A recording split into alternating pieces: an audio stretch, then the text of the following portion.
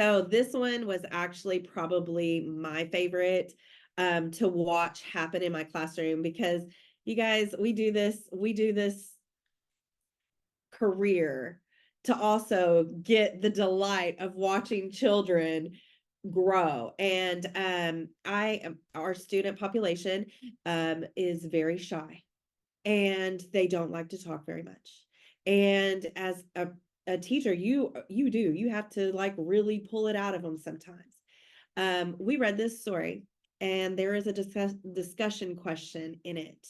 And it's like, well, do you believe in ghosts? And we did this just to see what the kids would say. And it was like being around every single one of my groups. It was like being around a little campfire.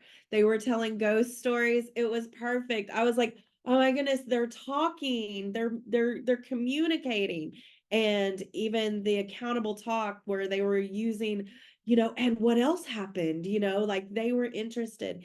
And to find topics like that to pull from them is really really beneficial in the classroom.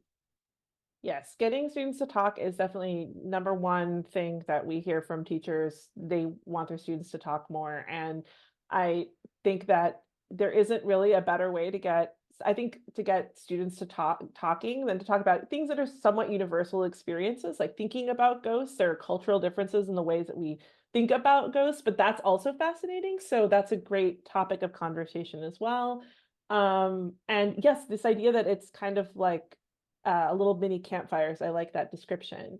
Yes. And this weird news story, I just want to point out, is less than 30 seconds long. So I listened to it again today just to refresh my memory, but it's super short. So there isn't a lot of like really concentrated listening and decoding that needs to happen in order to access this story. And actually, the narrator kind of sets it up for us where they mention this study and then they say, well, this is what I think about it. So they're kind of giving their personal opinion as the reporter on the story. That kind of sets up this idea of, well, what do you think and how do you feel about it? And I like that idea that students are then asking follow-up questions like, well, tell me more about this. I want to know about the ghost you saw, or why don't you feel that way, or something like that. I love that. And then I'll share here, this is the sample teacher resources. So this goes with that lesson.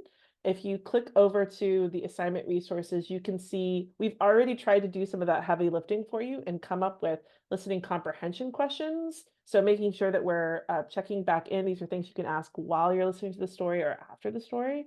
And then those discussion themes. So this is perfect for our campfire. What are some examples of paranormal activities that you've heard of or experienced? And you can change the language on that slightly to meet your students' needs. But yeah, it's our weird news stories. We have one about a green puppy that was born that we hear people really found fascinating. We have a lot around Halloween about candy.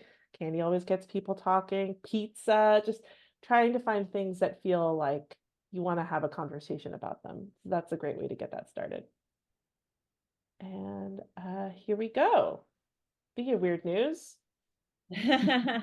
So another way that we use this is in their sustained silent reading time. They were allowed to, at that station, they were allowed to pick. And I think that student choice is a big part of getting them to read what they want to read. And if I can develop a love for reading, especially at a middle school level, my job is golden. So to get them to do the weird news, they were fascinated with the green puppy. They were big with the green puppy as well. And other articles too. And then I noticed as they were leaving my classroom, they were talking about the cultural and it left my classroom. I watched it flow out into the hallway.